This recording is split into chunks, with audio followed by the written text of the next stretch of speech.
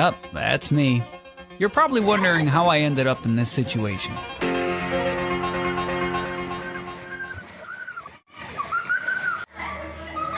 I-try ko lang. Ouch! That's gotta hurt. Do you want to avoid those kind of situations? Well, let us do a dry land exercise with me.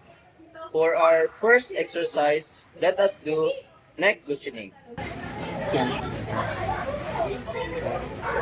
First.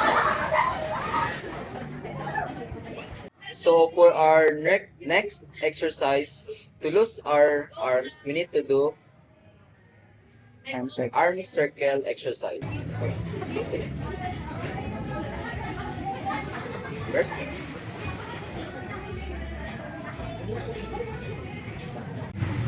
And for our next exercise, to stretch our hips, we need to do torso exercise.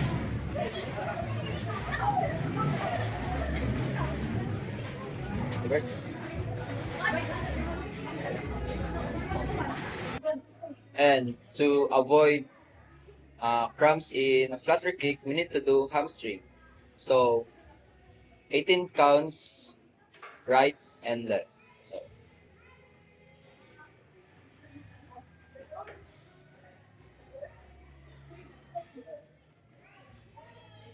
left.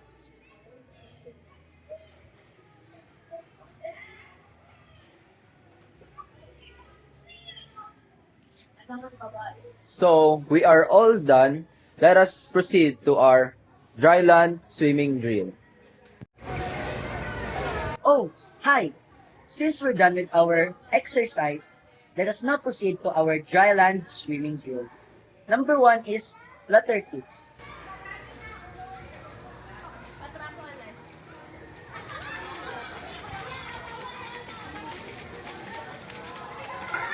Flutter kicks is beneficial during swimming because flutter kicks will push your body through the waters to avoid drowning.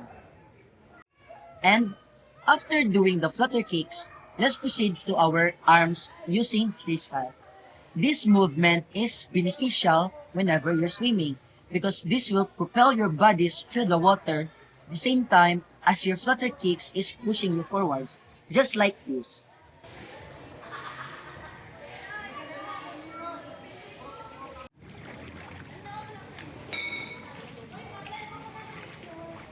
And great! After doing the flutter kicks and the arm movement for the freestyle, let's do them all together. Let's combine them.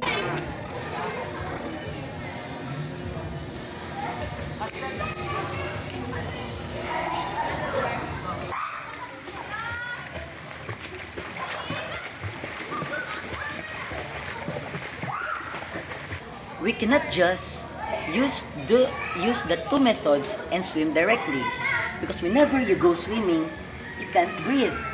So, to add one more feature, you should know how to use your head.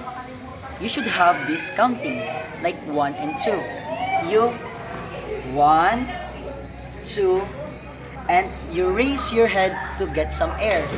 Breathe in through the mouth, like this. 1, 2, dive. 1, 2, 1, 2.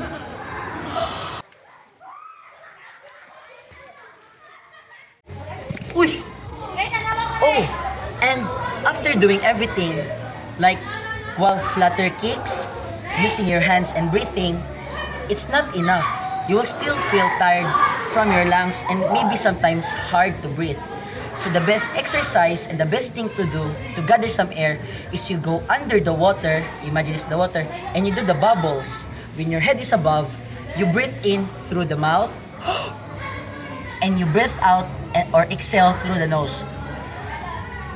Breathe in, breathe out.